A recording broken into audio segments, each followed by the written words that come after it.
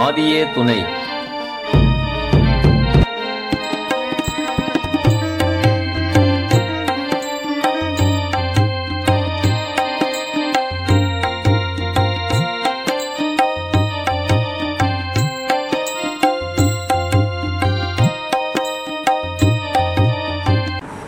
முக்திபூர்ணம் மெய்யாகவே சதுரிகம் கோடிகால மக்களிடத்திலுமுள்ள சர்வமூலம் நிரூபிக மகான்மீராக ஆறிரு சமயத்திற்கும் அறிவுரை தெய்வமாகி ஆறிரு சமயத்திற்கும் அறிவுரை தெய்வமாகி ஆருயிர் கூடி பிறந்தார் அனைவர்க்கும் தந்தையாகி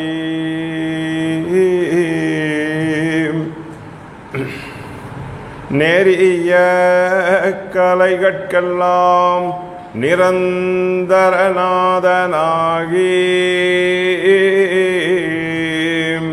நேரிய கலைகட்கெல்லாம் நிரந்தரநாதனாகி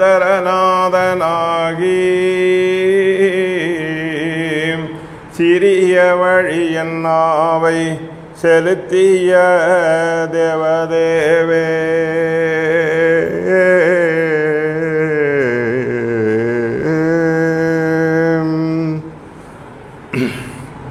எல்லோருக்கும் நமஸ்காரம்.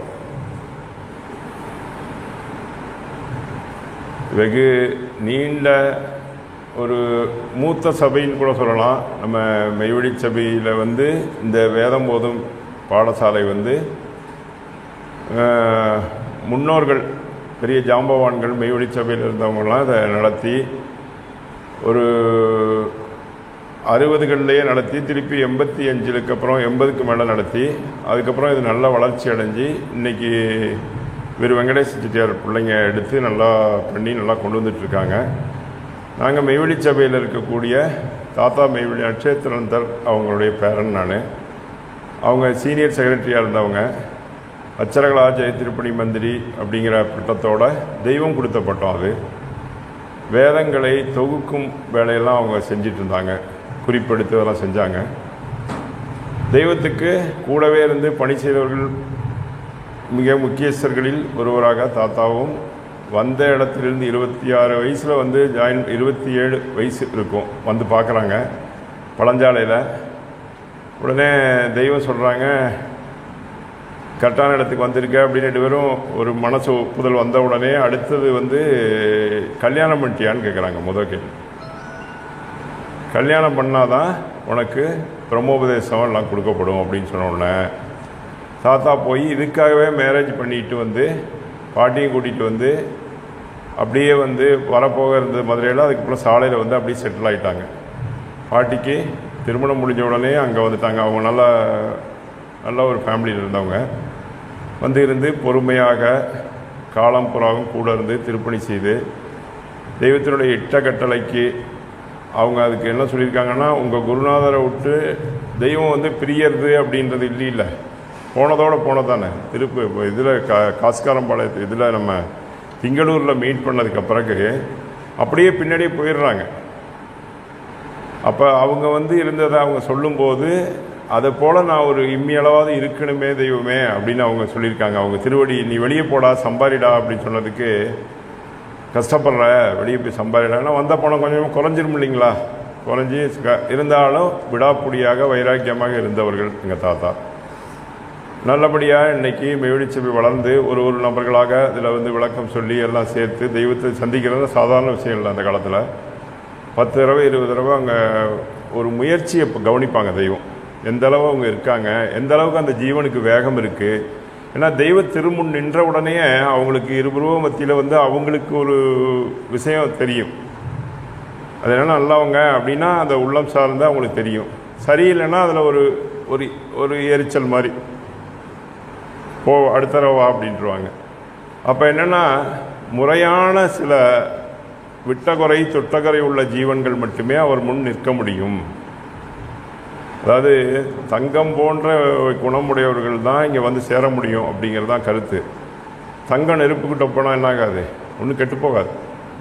மற்றெல்லாம் கொஞ்சம் சுருங்கிடும், இன்னும் போயிடும். அது வந்து இயல்பு. மனித குலத்துக்கே இல்லைன்னா தீங்கு தான் ஈஸியாக பிடிக்குங்க. நல்லதை பார்த்தா ரொம்ப சிரமப்பட வேண்டியிருக்கும். என்ன ஒரு தெய்வம் தான் கேட்குறாங்க, என்னடா உன்னோட பொருளாதாரம், என்னடா உன்னோட பொது சேவை, என்னடா உன்னோட இது கோயில் கோயிலாக கட்டுற, நீ செஞ்ச சாமி அங்கே இருக்கா, இல்லை அதுக்கு நீ ஞானஸ்தானம் கொடுத்தோன்னு அது உனக்கு சொல்லுதா, இல்லை நீ சொல்லியாதா, என்ன சொல்கிற அப்படின்னு இப்படி கேட்பாங்க மெதுவாக. என்ன கொஞ்சம் விளக்கம் சொல்லேன் அப்படின்னு. அப்போ என்னென்னா, நம்ம படைத்த ஒரு ஜீவன் இருக்குங்க, படைத்த ஒரு அணு இருக்குது. அந்த அணுவையே நமக்கு அவங்க என்ன பண்ணுறாங்க, முதல்ல அமானித பொருளாக கொடுக்குறாங்க. யார்? ஆதி இறைவன் வந்து நமக்கு அமானித பொருளாக அவங்க அளித்த பிறகுதான் நாம் உருவெடுக்க முடியும். அப்போ தான் இந்த உலகத்தை நம்ம பார்க்கக்கூடிய கண்கள், காதுகள், கேட்கக்கூடிய காதுகள், நுகரக்கூடிய முகர்ப்புக்கான நாசி, வாய், அதாவது உணவை உண்பதற்கு, ருசிப்பதற்கு, ஸ்பரிசிப்பதற்கு உடல், இது அத்தனையும் பெறப்பட்ட ஒரு முழு உருவ மனிதனாக வர முடியும். அதனால தான் தெய்வம் சொல்லியிருக்காங்க, முழு தேகியாக இருக்கக்கூடிய எந்த ஒரு மனிதனும் என்னை சந்திப்பதற்கு அவன் முழு யோக்கியதை உடையவனாக இருக்கிறான்றாங்க. அப்போ என்னென்னா, பிறவியிலேயே நம்ம சபிக்கப்பட்டு பிறந்தவன் பிறக்காமலையா அப்படிங்கிறது அதிலே தெரிஞ்சிருது. அதான் ஔவையார் சொல்லிட்டு வர்றாங்க, கூன் குருடு செவிடு பேடு நீங்கி பிறத்தல் அறிது. அதுக்கடுத்து அப்படியே ஒன்று ஒன்றா சொல்லிகிட்டே வருவாங்க. இதில் முக்கியமான என்னென்னா, அரிய பரிசாகிய குரு கிடைக்கிறது ரொம்ப கஷ்டங்க. மனிதன் என்ன வேணால் பண்ணிடலாம், என்ன வேணால் குட்டிக்காரன் போகலாம், என்ன வேணால் பண்ணலாம், இன்றைக்கி இப்படி இருக்குது. ஆனால் நம்மகிட்ட இருக்க சேட்டைங்கிற இருட்டை போக்குறதுக்கு ஒரு ஒளி வேண்டும். அந்த ஒளி, இப்போ ஒரு ரூம் இருட்டாக இருக்குது, அதில் போய் நீங்கள் ஒரு சின்னதாக ஒரு பத்துறீங்க, மெழுகுபத்தியை ஏற்றுறீங்க, என்ன ஆகுது? கரெக்டாக சயின்ஸ் படி சொல்லுங்கள். உடனே அங்கே ஒளி ஏற்றிடுதுன்னு சொல்லுவீங்க எல்லாருமே. இன்னொன்று நடக்குது, இருட்டு இல்லாமல் போகுது, இருட்டு இல்லாமல் போகுது. அப்போ ஒளி இருக்கும் இடத்தில் என்ன இருக்காது? அப்போ தெய்வம் யாரு? மாசிலான். அந்த மாசிலான் மறைப்படியும் எண்ணில் கோடி மந்திரங்கள் அனைத்தும் ஒரு மொழிக்குள் வைத்து தேசிகரன் துக்க உடல் நீக்கி உள்ளே சுக உடலை காட்டியே பொன்னரங்கர்தானும் பேசினார் நாயனை ஒரு பொருட்டாய் எண்ணி பிஞ்சகன் தன் நோக்கினுக்கென் நோக்கேக வாசி வாசி வாவரவு கண்டேன் வாசி வாசி வாவரவு கண்டேன் வள்ளல் திருவடி கமல வாழ்வன் நெஞ்சே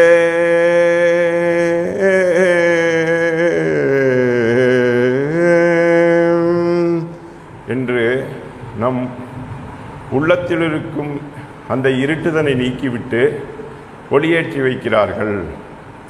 ஒரு புது உத்வேகமான உன்னத சந்தோஷ ராஜ்யத்தை கனக ஒரு சபை நடுவே நம்மை அமர்த்தி காட்டுகிறார்கள். அப்படிப்பட்ட தெய்வம் நமக்கு வந்த பரிசு குரு. அவர்களுடைய பாடு என்னன்னா அப்பேற்கொத்த பாடு. அவருடைய தவம் என்னன்னா தனலாபம் சேர்க்க வந்த மாதவம். மாதவம் கொண்ட மலையை கண்டான்னு சொல்கிறாங்க இல்லையா? அதுபோல் அவங்க என்ன பண்ணியிருக்காங்கன்னா, அந்த குழந்தை படுத்திருக்கு, பச்சின குழந்தை, அவங்க புள்ள ஐசாமா திண்ணையில் படுத்திருக்கு 7 மணிக்கு. இப்படி பார்க்குறாங்க. காலையில் வர சொல்லியிருக்காங்க, உபதேசம் நடந்துருச்சு, அவங்களோட போகிறதா முடிவு.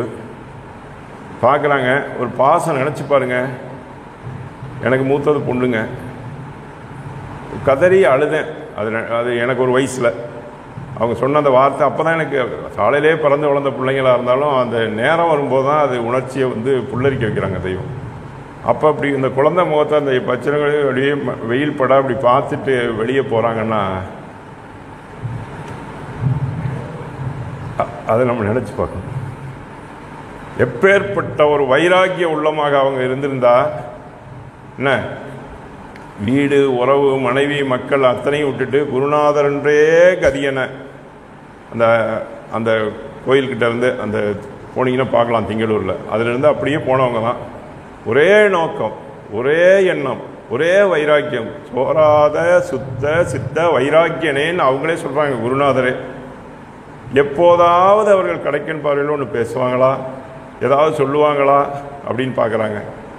ஒரு பசிக்கும், பழகாதவங்களுக்கு பசிக்கும்ல, ஒரு வெள்ளரி பிஞ்சு இவங்க இருக்குது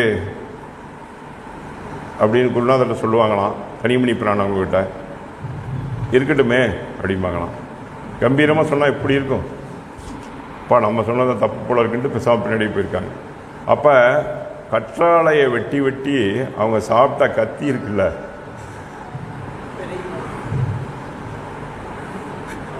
திரை வடிவத்தில்.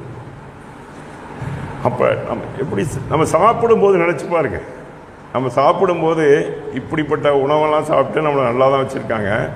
அவர்கள் அந்த அந்த அந்த கற்றாழை உணவை உண்டு உண்டு உண்டு உண்டு அந்த கத்தியே வளைஞ்சிருக்குன்னா உடனே தனிமணி பிரான் என்ன பண்ணுறாங்களாம், போய் தவத்தில் உட்கார்றேன்னு சொல்லிட்டு உட்காந்துட்டாங்க. இவங்க குகையில் ஏதாவது பசியோடு இருப்பாங்களே அப்படின்னு அவங்களுக்கு தாயுள்ளம் வரும் இல்லையா, அவங்க என்ன பண்ணுறாங்க, வந்து அப்பப்போ பொறி இது மாதிரி வச்சுட்டு போவாங்களாம். இடையில எந்திரிச்சா கொஞ்சம் சாப்பிடட்டும் அப்படின்னு. உடனே இவங்களுக்கு தெரியுமா இவங்க தான் இன்னார் தான் வந்திருக்காங்க வச்சுருக்காங்கன்ட்டு. அதுபோல் தாயும் சேயன சேர்வர்னு சொல்கிறாங்க இல்லையா, அந்த மாதிரி இருந்த உறவில் அவங்க தொடர்ச்சியாக தொடர்ந்து நின்று நோக்கும் கால் தொல்புவியும் வானும் கொள்ளான்றாங்கல்ல. அந்த விஷயத்தை நம்ம நினைக்கிறோம் கஷ்டப்பட்டாங்கன்னா, நம்மளை கம்பேர் பண்ணி நம்ம தான் நெகட்டிவாக திங்க் பண்ணுறோம். ஆனால் உண்மை என்னென்னா அவர்கள் பேரானந்த சொர்க்கத்தில் இருந்திருக்கிறார்கள். உலகம் அனைத்துமே பொன்னரங்கமாக மாற வேண்டும் என்று வந்தவர்களுக்கு எப்பேற்பட்ட பெரும் பதி இருப்பாங்க. அவங்க திருப்பதி, ஆதி திருப்பதி, ஆதி சிவன், ஆதி விஷ்ணு, ஆதி பிரம்மம் வந்திருக்காங்க. பிரம்மஸ்த கூடத்து, பிரம்மம் அஸ்தமாயி ஒரு புள்ளி இருக்குமா, அஸ்த கூடத்துனா ஒன்று புள்ளியில் சேரும். அந்த பிரம்மஸ்த கூடத்து பிரம்ம அரூபரே பிரம்மஸ்வரூபராய் பேருலகோரிய வந்த அனைத்தையும் படைத்த அது அது அந்த பிரம்மஸ்த கூடத்து பிரம்ம அரூபமே வாக்மியாக வந்து பொய்மையே இல்லாத மெய்யை அளிக்க வந்துள்ளார்கள். பொய்மைங்கிறது என்ன, எல்லா குற்றத்தையும் ஏற்படுத்துறது, பொய் சொல்கிறது, பொய்க்களவு, கல், காமம் எல்லாம் சொல்கிறாங்களே. பஞ்சமாபாதங்களோட ஆரம்பம் என்ன, பொய் தான். பொய் சொல்வது தவறு. ஆனால் இன்றைக்கி பொய்மையும் வாய்மை இடத்துல சில இடத்துல இருக்குது. உலகம் சரியில்லைங்கும் போது நமக்கு தகுந்த மாதிரி பொய்க்கணும், குழந்தைங்க அதை கற்றுக்கணும். பொய்மை அப்படின்றதே எதுனா உடல் பொய், செல்வமும் பொய், புகழும் பொய். இப்போ ஒரு நிமிஷம் டைம் எடுத்துக்கலாம் அதுக்காக. இப்போ யாருக்காவது ஒருத்தர் ஒரே நேரத்தில் ஒரே பணக்காரராகவே அப்படி இருந்திருக்காரா தொடர்ச்சியாக? ஒருத்தட்ட 1 கோடி இருக்குது, இல்லை 1 லட்சம் இருக்குது, இல்லை 10 லட்சம் இருக்குதுன்னு வைங்களேன். 1 கோடி இருக்குன்னு வச்சுக்கோ ஒரு கணக்கு. அந்த 1 கோடியே ஸ்டாண்டர்டாக இருந்துச்சுன்னா என்ன அர்த்தம்? உங்காமல் திங்காமல் காற்று கிடக்கிறாருன்னு அர்த்தம். பணத்தை சுற்றி சுற்றி வந்து டெய்லி கும்பிட போட்டு கம்முன்னு இருக்காருன்னு அர்த்தம். அதானே உண்மை. அப்போ அது ஏறி இறங்கினா தான் மனுஷனுக்கு பயன்படுதுன்னு அர்த்தம். அப்போ எல்லா கிராஃப் என்ன ஆகுது, ஒரு நேரம் இலையாக இருக்கும், சரி பணக்கார. எல்லாரும் கடந்த காலத்தை நினச்சி பாருங்கள், உங்கள் லைஃப்பில் இப்படி இருக்கும், இப்படி இருப்பீங்க, இப்போ இப்படி இருப்பீங்க, இல்லை இப்படி போயிருப்பீங்க. எது வந்தாலும் தெய்வ நோக்கம் ஒன்று தான் அப்படின்னு வச்சுக்கணும். ஒன்று பொதுவாக இப்படி தான் இருக்குது. இது வந்து ஃபினான்சியல் கிராஃப், எவ்ரிபடி இதுதான், ஒவ்வொருத்தருக்கும் இருக்கக்கூடிய ஃபினான்சியல் கிராஃப் இது. ஓகே, அப்போ ஏற்ற இறக்கம் உள்ளது, நம்பகத்தன்மை அற்றது. பேங்க்கில் ஒரு வசனம் போட்டிருக்கான், படித்தா காமெடியாக இருந்துச்சு. 5% மட்டும் நாங்கள் பொறுப்பேற்போம், அது மினிமம் 5 லட்சம் தருவேன் அப்படின்னு மாதிரி. அப்புறம் நீங்கள் பார்த்து வாங்கிக்கலாம் அப்படின்னு தான் சொல்கிறாங்க. அதனால் எல்லாம் நம்பிக்கை நம்ம எல்லாம் செஞ்சிட்ருக்கோம். பொதுவில் என்னென்னா அது என்னைக்கு இருக்கும், இல்லாமல் போகும். மெயின் பேங்க்கே டமால் பூமி தரஞ்சுன்னா மேட்ரு முடிஞ்சு போச்சு. எது வேணால் நடக்கலாம். ஓகே, அப்போ அது நிரந்தரமற்றதுன்னு தெரிஞ்சுக்கிட்டோமா? அடுத்து புகழுக்கு வருவோம். தாளாப்படுத்துது மனுஷனை, மண்டவெறி கோலம் தலைவெறி கோலம் போட்டு ஆடுது, பேயாடுது. அப்போ புகழ் தெய்வம் அதுக்கு தான் என்ன பண்ணியிருக்காங்க, குடிசையை போட்டு சிம்பிளாக உள்ள தங்கி கீழே உட்காந்து ஒருத்தருக்கு ஒருத்தர் வேறுபாடு பார்க்காம, உன்னை போல அந்த சொன்னாங்கள செவிடு கூடு, அதாவது கண் காது மூக்கு வாயெல்லாம் தெளிவாக இருக்கிறவங்கள யாராலும் ஈக்குவலாக தான் நம்ம நினைக்கணும். அவருடைய ஜீவனும் நம் ஜீவனும் ஒரே தரம்தான், எந்த விதத்துலையும் மாற்று கருத்து இல்லை. ஆனால் தெய்வத்திட்ட எப்படி நெருங்கலைங்கிறது யாருக்காவது தெரியுமா? அதுதான் வித்தியாசம். ஸோ புகழ்ங்கிறது என்ன பண்ணுது மனுஷனா, பாடாப்படுத்தி பணத்தை கூட இழக்க வைக்குதுங்க. சில பேர் ஒரு ஒரு 10 கோடி இருக்குன்னு அசூரிட்டி சொல்லி எலெக்ஷனில் நின்று ஒன்றுமில்லாம ஆயிடுறாங்க. அது நடக்குது. நிறைய விஷயங்களை நம்ம பார்க்குறோம். அப்போ பணமும் என்னன்னா நமக்கு நிரந்தரம் இல்லை, புகழும் நிரந்தரம் இல்லை. இதில் மிகப்பெரிய பெரிய பெரிய ஆளுங்க நம்ம போனவங்கள யோசித்தோம்னா கூட தெரியும், அவங்களோட ப்ராப்பர்ட்டி என்னாச்சு, அவங்களோட புகழ் என்னாச்சு, எல்லாம் பார்த்தா 0 ஆயிடுது. அதுவும் கிராஃப் ஒரே நேரமே இருக்கிறது, எல்லா நேரமும் ஒருத்தர் புகழ் தான் என்னன்னு தெரியுமா பேர் அதுக்கு?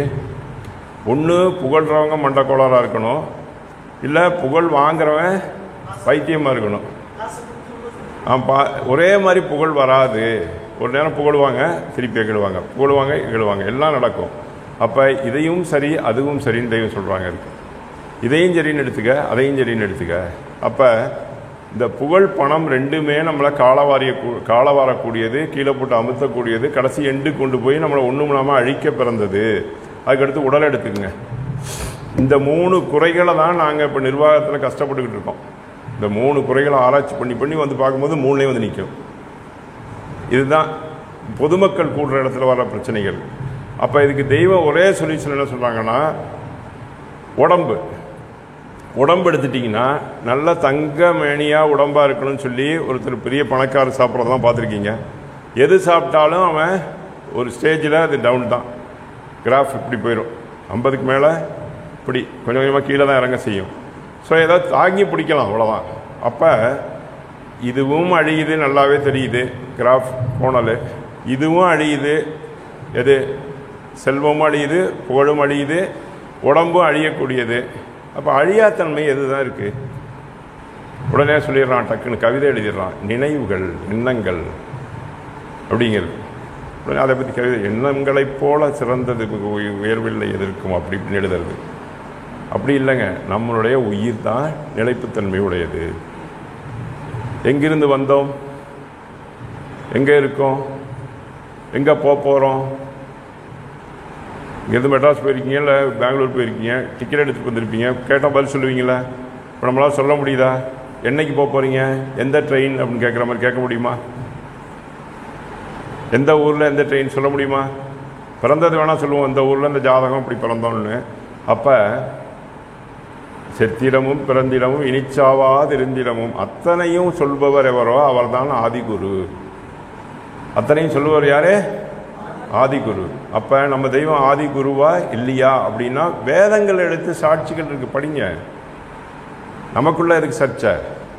யாராவது புதுசாக வந்துட்டீங்கன்னா அவங்களுக்காக அண்ணன் இவர் தம்பி சொன்னால் அப்படி கொஞ்சம் புதுசு நிறையா இருக்காங்கன்னா அவங்களுக்கு தகுந்த மாதிரி தகவல் கொடுங்க அப்படின்னோட தான் நான் புதுசாக தகவலை சொல்கிறேன். அப்போ நம்ம 4 வேதங்கள் முத்தனை கொடுத்துட்டு போயிருக்காங்க தெய்வம். எதுக்காக? பொன்னரங்கத்தில் வாழ. எதுக்கு? பொன்னரங்கத்தில் ஆலயத்தில். அறிவறி பாடம் படிங்க. ஆலயம் புகுதல் அழிவிலா வாழ்வு, தன் ஆலயம் தனித்த நற்றவம். யாருக்கு புரியுதோ புரிஞ்சுக்குங்க, இதெல்லாம் விளக்காம சொல்லக்கூடாது. என்ன? காட்டகத்து ஏறி நாட்டு நன்னாட்டம், காட்டானை வாழைப்பட்டுங்கிறாங்க. ஆண் குருன்னு அங்கே போடுறாங்க கையெழுத்து, புரிஞ்சுக்குங்க. அப்போ ஆண் என்பவர்கள் ஒருவரே, அவரே பரமாத்மா. நாமெல்லாம் யாரு?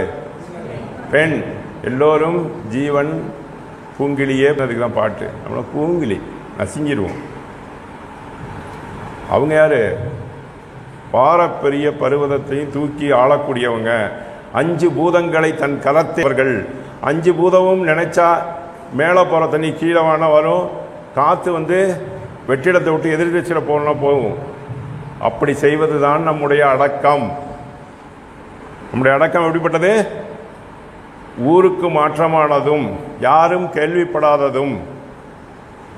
எப்படி வந்து ஒரு அணுவானது, ஒரு மயிலினுடைய அணுவானது ஒரு மயில் முட்டையிலிருந்து இறக்கைகளை அழகழகாக உருவாக்குகிறதோ, அப்பேற்பட்ட ரகசிய விஷயங்கள் நம்மகிட்ட இருக்கு. ஒரு அணுவினுடைய பிரம்மாண்டத்தை அவங்க அடிக்கிட்டே போகிறாங்க.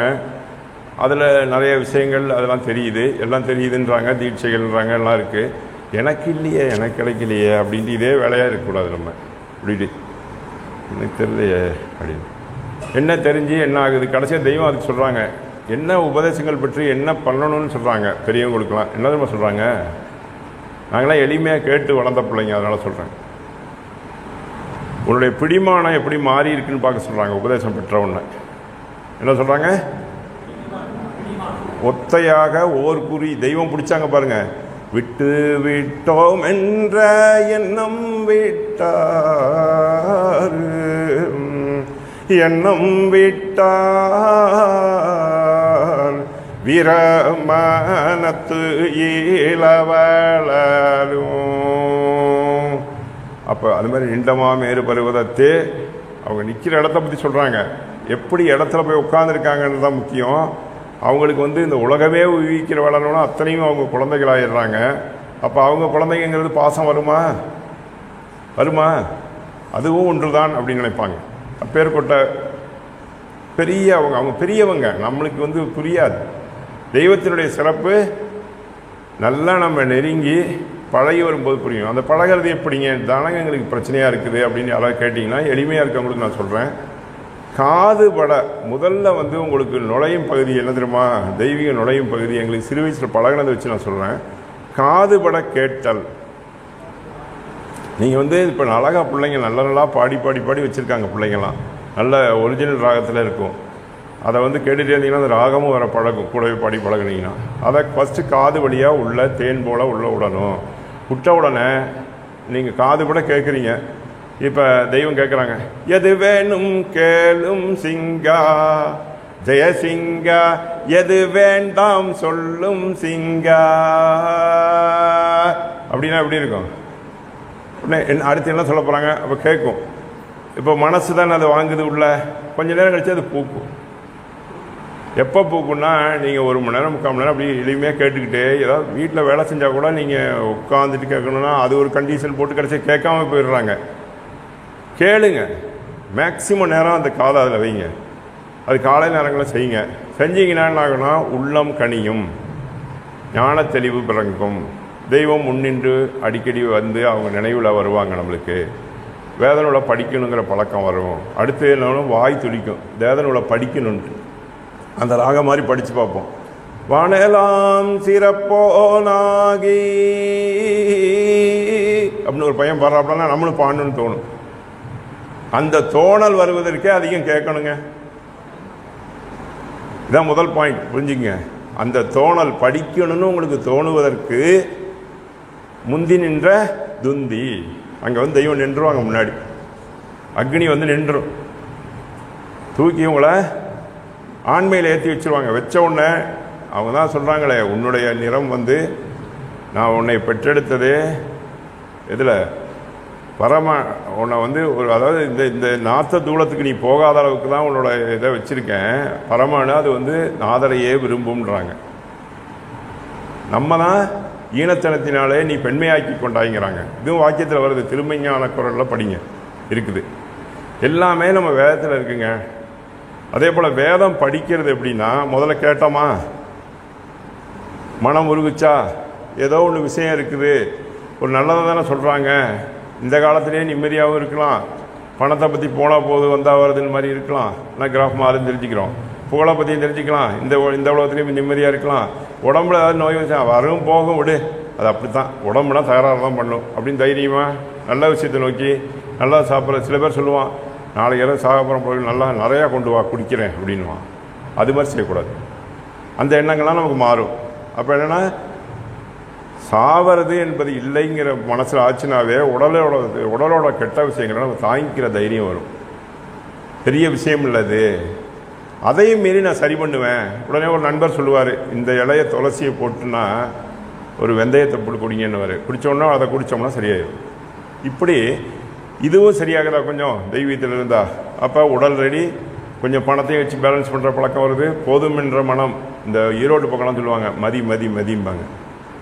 சாம்பார் ஊற்றினா மதி, ரசம் ஊற்றினா மதி, தயிர் சில பேர் திவ்யமாக சாப்பிடுவாங்க மோரை ஊற்றி குழச்சி, அது கூட சில பேர் மதி மதி மதி அப்படிம்பாரு. அப்படின்னா என்ன அர்த்தம்? என் அறிவு சொல்லிடுச்சு இதுக்கு மேலே திங்கக்கூடாதா அப்படின்னு அர்த்தம். அதானே உண்மை. மதினா என்ன? நம் மதி அங்கே ஏறி அதை வேணாம் என்று சொல்கிறது. இதுக்கு மேலே ஏற்றினா உடம்பு கெடும் அப்படின்றது மதி. இதுதான் நிம்மதி. உன்மதி உனக்குள்ளே இருந்து ஆசானாகிய இறைவனை தலையில் வைத்தவன் உனக்கு கிடைப்பது நிம்மதி. நிம்மதி என்ன கிடைக்குதுன்னா, நான் பெற்ற செல்வத்தை இன்னொருவன் பெறவில்லை, போதும் எனக்கு இறைவா, எனக்கு இதை அளித்ததற்கு நான் இந்த உடம்பை வைத்துக்கொண்டு உங்களுக்கு என்ன திருப்பணி செய்தேன். ஏதோ ஒரு வகையில் செய்யணுங்க. மன உளைச்சல் ஆகணும், வேலை செய்யணும், இல்லை ஒரு ப்ரோக்ராமை போட்டு தரணும், ஏதாவது ஒன்று பண்ணணும். நமக்கு பிடிச்சதை நமக்கு செய்ய முடிஞ்சதை செய்யணும். இப்போ ஒருத்துக்கு பாலம் தூக்க தான் வந்தால் பாலம் தூக்குங்க, மண் வெட்ட வரதான் மண் வெட்டுங்க, கிடுகு கட்டுவீங்கன்னா கிடுகு கட்டுங்க ஆலயத்தில் போய், இல்லை ஒரு சுண்ணாம்பு அடிக்கிறீங்கன்னா லேடிஸ் சுண்ணாம்பு அடிக்கலாம். இந்த மாதிரி ஏதாவது ஒரு சின்ன வேலையாக சட்டை சும்மா மாற்றி கொடுக்கலாம். நமக்கு பிடிச்சதை செய்யலாம். திருப்பணியில் எதுவுமே அப்படி தான். மூணாவதாவது வரும் உடல் பழக்கம் எப்படி வரும்? மூணாவதாக வரும். முதல்ல கேட்டல், ரெண்டாவது என்ன? வாக்கு ஸ்தானத்தை தெய்வம் வாக்குமூலம் முடிஞ்சு அவங்க எழுக்க ஆரம்பிப்பாங்க, நம்ம பாட பழகுவோம். அடுத்தது என்ன செய்வோம்? பாடுவோம். அப்போ கேட்டு கேட்டு பாட பழகணும். ரெண்டாவது அதே பாடலை இல்லை, நீங்கள் உட்காந்து இன்னொரு முறையும் இருக்குது. திரிகரண சித்தியோடு குளிச்சுட்டு நல்லா நீட்டாக உட்காந்து வேதனோட சிக்குப்பலகையில் வச்சு சம்மணம் போட்டு கீழே உட்காந்து ஒரு பேஜ் ஆதிமை உதயபுரண வேதாந்தம், ஒரு பேஜ் மான்மியம், ஒரு பக்கம் என்னது எமப்படார் அடிபது கோடாயக்கூர் முதல்ல ஆரம்பிங்க, ரெண்டாவது திருமணிங்கான குரல் போங்க. ஆனால் ஒரு பேஜ் படிச்சிங்கன்னா போதும். 3 நாளைக்கு அதையே படிங்க. ஏன்னா 3 நாள் நீங்கள் வேலை பார்த்துட்டு இருக்கும்போது ஞாபகம் வரும். நீதியனும் பொருளான மனுக்குலத்தை நித்தியனும் நித்தியத்திற்கே படைத்தான். ஓதி இதை உணர்ந்தறியா உயிர்கோடிகள் உருவட்டு அரகை நரகாலே ஜாதி மனு குலமனைத்தும் ஜீவன் கண்ட ஜன்ம சாபல்ய குலமாகவென்றே. யாரு? அந்த ஆதிமை உதய பூர்ண வேதாந்தம் அறிந்தடைந்த உயிருடலம் தேவராமே.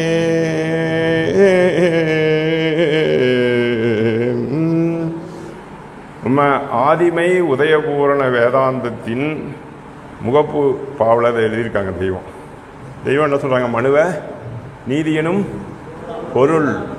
மனிதன் யாரு? நீதியனும் பொருள். இப்போ ஒரு மிருகத்துக்கு எறும்பு மாட்டுக்கு எடுத்திங்கன்னா 5 அறிவு, ஒரு ஆடுக்கு எடுத்திங்கன்னா 5 அறிவு, இப்படியெல்லாம் 5 அறிவு ஓரறிவு இப்படிலாம் இருக்குது. ஆனால் மனிதனுக்கு 6 அறிவு மேலும் உணரக்கூடிய ஒரு அறிவு கொடுத்துருக்காங்க. அது அந்த 6ஆம் அறிவை அறிவதற்கே நம்ம தெய்வத்திட்ட போகிறோம். என்ன அதுன்னா அறிகின்ற அறிவு. அது தெய்வம்தான். அது யார்? அந்த 6ஆம் அறிவு. நமக்கு அது புலப்படாது. அவங்க கொடுத்துருக்க வேதத்தில் அது மறையாக இருக்குது. நீங்கள் அந்தமே சிந்தை பதிந்து சந்தனம் கந்தங்கமழ படிக்க படிக்க பாடி பாடி நாட நாட தன்னை போல உள்ள விளக்கங்கள் உங்களுக்கு அவர்கள் உடனிருந்து, அதாவது நினைவிலிருந்து நினைவுக்கு உபதேசம் சொல்கிறாங்க தெய்வம். அதை கொடுப்பாங்க. அது எப்படி கொடுப்பாங்க? எது கொடுப்பாங்கன்னா, நான் உபதேசம் பெற்றுவிட்டேன் என்று வெளியே சொல்வதற்கல்ல. எதற்கு?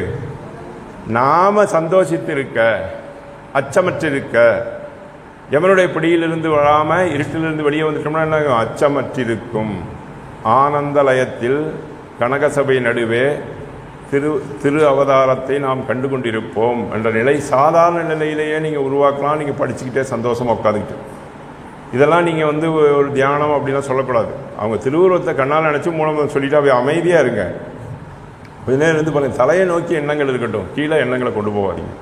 ஏன் கீழே கொண்டு போகாதீங்கன்னா, கீழே தாழ்மையான இடங்கள் எல்லாமே நம்ம உடம்பை படைக்கிறதுக்காக தான் பார்த்தீங்கன்னா இடக்கச்சை கட்டியிருக்கோம் கீழே, அல்லது சுருட்டி கட்டி இடக்கச்சை.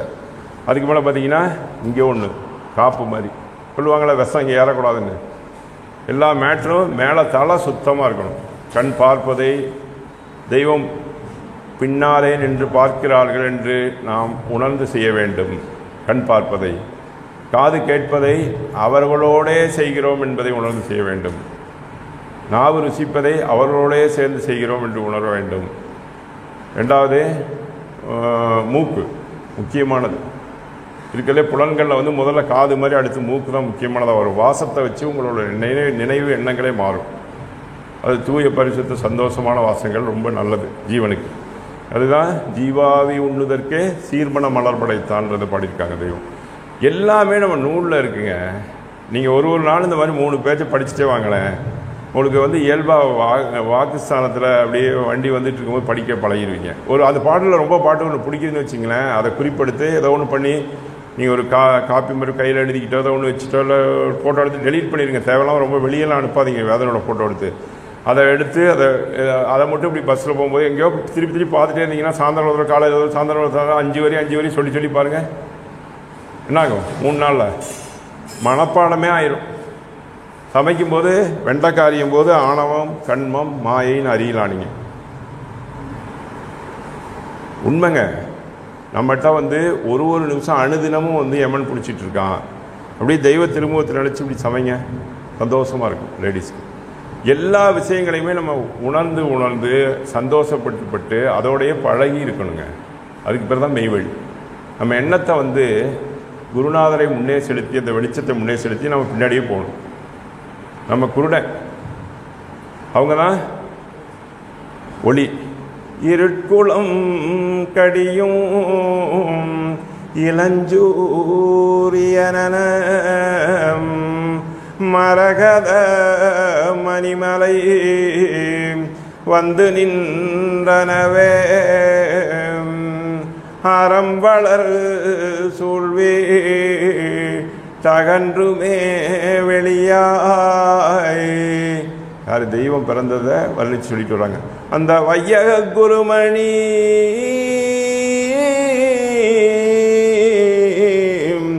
வையக குருமணி வந்து பிறந்தார்.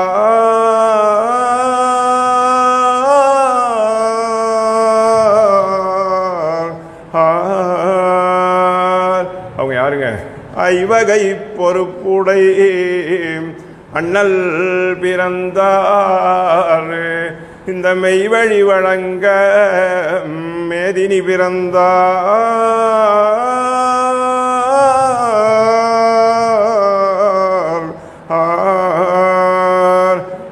பிறந்தனர் அறிவு பிழம்பெனும் கிரணர் பிறந்தனர் வித்து நாயகம் பிறந்தார்.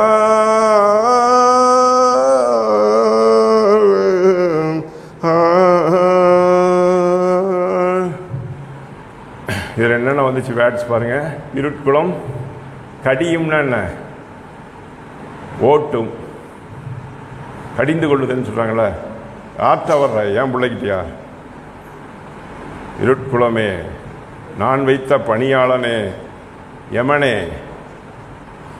இங்கு வரக்கூடாது, இது என்னுடைய இடம் அப்படின்னு யார் சொல்லுவா? தெய்வம் சொல்லுவாங்க. இருட்குளம் கடியும் இளஞ்சூரியன மரகத மணிமலை வந்து நின்றனவே. என்ன வேணா வர்ணிக்கலாங்க. ஏன்னா நம்மளோட இந்த பொருளை தேடி, இந்த புகழை தேடி, இந்த உடம்பை தேடி எல்லாம் அனுபவிச்சு ஆண்டு கடைசியாக வீணாக போய் ஒன்றும் இல்லாமல் புழுத்து நரகத்தில் போய் எக்கோடி கால நரக வேதனையை கஷ்டப்பட வேண்டியிருந்த நம்மை மாற்றி இன்பமெனும் ஏறாத நிதியத்தில் சொன்ன கையில அந்த கைலை நாட்டில் நம்மளை ஏற்றி வச்சது இல்லாமல் இன்னமும் எக்கோடி காலமும் 9 மடங்கு இப்போ இருக்கக்கூடிய பார்வை எல்லா திறனும் 9 மடங்கு இருக்குமா. அந்த இடத்துல நம்மளை வைக்கிறாங்கன்னு சொன்னால் அவர்களுக்கு நம்ம என்ன செய்யலாம்? இன்னும் நினச்சி பாருங்கள், ஒரு சின்ன ஒரு விதை எவ்வளோ பெரிய ஆலமரம் வந்துடுது. அதில் ஒரு மயில் ரெக்க சொன்னேன், அந்த விசிறி மாதிரி ஒரு 40 வருஷம் முன்னாடி செஞ்சது எங்கள் வீட்டில் இருக்குது, அப்படியே இருக்குது. அது முட்டை இருந்தால் 2 நாள் அழுகி போயிடும். இதெல்லாம் என்னங்க மேஜிக்கு? அப்போ தெய்வத்தினுடைய சக்தியை நம்ம உணர முடியாது. ஒரு மலையை போய் பாருங்கள், குழந்தைகளுக்கு காமிங்க. இதை நம்மளாம் மண்ணு வெட்டி சேர்த்தோம்னா சேர்க்க முடியுமா? அப்போ யார் நமக்காக வச்சுருக்காங்க முன்னாடியே? அந்த காற்றுல தான் இப்போ மழை பெய்யுது. தென்மேற்கு பருவக்காற்று வந்தால் அந்த மலையை நடுவில் விட்டு, அப்போ கடல் அது பாருங்கள், காலையில் கோடு போட்டு வச்ச மாதிரி தெய்வம் அதை விட்டு தள்ளி வர மாட்டேங்குது. ஆதிசிவன் சொன்னதை கேட்டு தள்ளி வர மாட்டேங்குது. சும்மா அது பாட்டுக்கு அலாசிக்கிட்டு விளையாண்டுக்கிட்டு இருந்துச்சுன்னு வச்சுங்க. இப்படி வந்து ஊட்டியில் போய் தொடுறது, இப்படி இந்த பக்கம் ஒரு அடி அடிக்கிறது. கொஞ்சம் சிந்திச்சு பாருங்களேன். 75% அது வச்சுருக்கீங்க பவர் நம்மளோட. என்னோட சென்ட் 426 ஸ்கொயர் ஃபீட் அப்படின்ட்டு இருப்போம். முசுக்குன்னு தூக்கிடும் கீழே கடல் வந்துச்சுன்னா. இப்படிப்பட்ட ஒரு அகோர அதில பாதாளத்தில் தெய்வம் அதை சொல்கிறாங்க. வீடு தீப்பெட்டி எரிஞ்சிட்டு இருக்கும்போது தீப்பெட்டி கேட்டவங்க கதையாக நம்ம இருக்கோம். என்னன்னே அந்த பிரச்சனை புரியாமல் தொங்கிக்கிட்டு இருக்கோம். கண்டிப்பாக நம்ம வாழ்க்கை இன்னும் கீழே கீழே கீழே போகுதுன்னா, ஏறாத நிலைக்கு ஏற்றி வைக்க ஒருத்தர் வர்றாங்கன்னா அவங்களுக்கு நம்ம எவ்வளோ நேரம் செலவிடலாம், நல்லது இது கெட்டது. அப்போ ஒரு சப்ஜெக்டை இன்றைக்கி சொல்ல விரும்புகிறேன். ரெண்டாவது, யார் புதுசாக வந்திருக்கீங்க, யார் எல்லாம் அப்படி தெரிஞ்சுட்டு நம்ம இன்னும் சபையை மேம்படுத்தி நடத்துவதற்கு சில அனுபவபூர்வமான விஷயங்களை தம்பிகிட்ட கலந்துக்கிட்டு, முக்கியஸ்தர்களில் கலந்துக்கிட்டு நான் உங்களுக்கு எல்லாமே அதை கைட் பண்ணி கொடுத்து இனிமேல் கொஞ்சம் சீரும் சிறப்புமாக கோவை சபை நம்ம மெய்வெளி சபையிலே வச்சு ஒரு சிறந்த சபையாக நடத்துகிற அளவுக்கு நம்ம கொண்டு வர போகிறோம். அதை நம்ம எல்லாம் சேர்ந்து செய்வோம். எல்லோரும் ஒருமுகமாக தெய்வ நினைவோடு செய்வோம். எதுக்குன்னா, நம்ம வாழ்கிறது ஒரு தடவைங்க. ஒரு நல்ல விஷயத்துக்காக நம்ம பாடுபட்டு முயற்சி பண்ணி பார்த்துருவோம். என்ன இருக்கோ வரட்டும். நம்ம ஒன்றும் வேதத்தை படிக்க சொல்ல போகிறோம், காதில் கேட்க சொல்ல போகிறோம். நம்ம அதை இங்கே பேசுகிறவங்கள கூப்பிட்டு நல்லவங்களை பேச சொல்லுவோம். அவ்வளோதான். நல்லா நடத்துவோம். நல்லா குழந்தைங்களெல்லாம் பழக்கி விடுங்க. நம்ம பிள்ளைங்கள்லாம் எதேதோ சொல்லி ராக்கெட்டில் போகிறது தான் 4 நாள் இவ்வளோ மாதிரி போயிட்டு வா விண்வெளிக்குன்றாங்க. எதேதோ செஞ்சு மனசை குழப்பி கெடுத்து விட்டுறாங்க பிள்ளைங்க. ஃபஸ்ட்டு பேசிக் நீடு உணவு. தெய்வம் அதை பற்றி பேசுகிறாங்க. ஏன்னா அவன் கண்முன் கிடைக்கிது பாடுறா கஞ்சி, அதான்டா இன்றைக்கி இருக்க சொத்து ஒன்றுதுங்கிறாங்க. சொத்து இருந்தாலும் அந்த கஞ்சி இல்லைன்னா நம்ம மரத்தை எடுத்து கடிக்க முடியுமா? இது மாதிரி சாலையில் எங்களுக்கெல்லாம் பார்த்திங்கன்னா சிறு வயசில் ப்ராக்டிக்கலான லைஃப் எங்களுக்கு கிடச்சிது. தண்ணினா போய் எடுத்துகிட்டு தான் யூஸ் பண்ணணும். அரிசினா ஒரு 20 கிலோமீட்டர் போயிட்டு வாங்கிட்டு வரணும். இப்படிலாம் இருக்கும்போது எங்களுக்கு சிறு வயசில் நல்ல அனுபவங்க. அதெல்லாம் அந்த அரிசியை அப்படியே எடுத்து நம்ம வீட்டில் பின்னாடி ஒரு கத்திரிக்காய் செடி வச்சு அதில் ஒரு அவரைக்காய் வந்தாலும் கத்திரிக்காய் வந்தாலும் அவ்வளோ சுவையாக இருக்கும் எங்களுக்கெல்லாம் சிறு வயசில். வீட்டில் சாலைக்கு அந்த புண்ணிய பூமியில் முன்னாடியே விளைஞ்சி நான் சாப்பிட்ருக்கேன். அப்போ அதை எடுத்து சாப்பிடும்போது தெய்வமே அப்படி பிரசாதம் மாதிரி நாங்கள் நினச்சி சாப்பிடுவோம். தாத்தா சொல்லுவாங்க, தீர்த்தம் போட்டு நல்லா சாப்பிடுங்களாம். அப்போ அந்த சாலை சிறிய அளவில் இருந்து 11 வீடாக இருந்து வளர்ந்ததுலேருந்து இருக்க குடும்பம் நாங்கள். ஸோ இந்த விஷயங்களெல்லாம் நான் எதுக்கு சொல்ல வரேன் அப்படின்னா, நம்ம அந்த பெருமைக்காக இல்லை, இதை போல் எல்லோருமே இருக்கணும். நீங்களும் இப்போ இன்றைக்கி வந்திருக்கீங்க இல்லையா, உங்கள் குடும்பமும் பரம்பரையாக தலையாக மனுக்குலம் அனைத்திருக்குன்னு சொல்லி ஒரு ராஜா உட்காந்துருக்காங்க.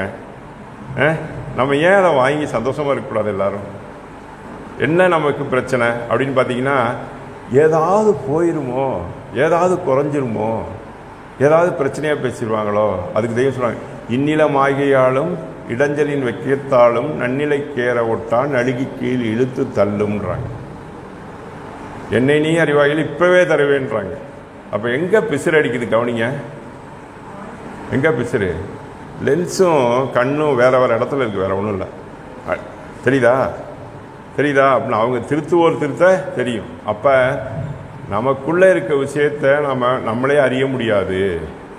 அது நீங்கள் இது படிச்சிங்கனாவே ஆதித்துணை ஆதியத்துணை படிச்சுட்டே வாங்க. அதில் சொல்லுவாங்க,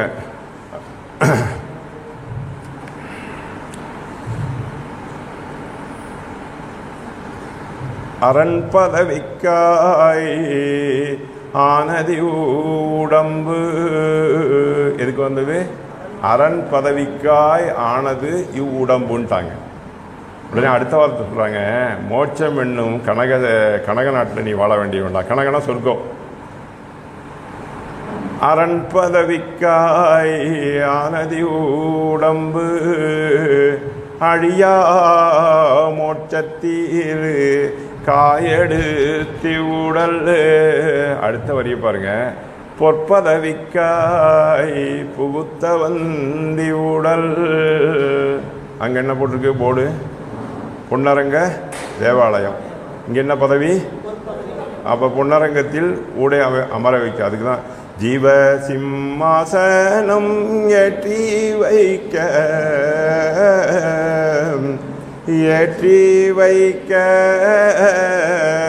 தெய்வம் அப்படி சந்தோஷமாக சிரிச்சுக்கிட்டு இப்படி கை வச்சுருவாங்க. பார்த்துருக்கீங்களா அந்த போட்டோ? அதெல்லாம் போட்டோலாம் ஒரு தடவை பார்த்து மனசில் வச்சுக்கோங்க. அதுக்காக பார்க்காமே இருக்காதிங்க. தெய்வ திருவுருவத்தை ஒரு தடவை பார்க்கணும், தப்பு கிடையாது.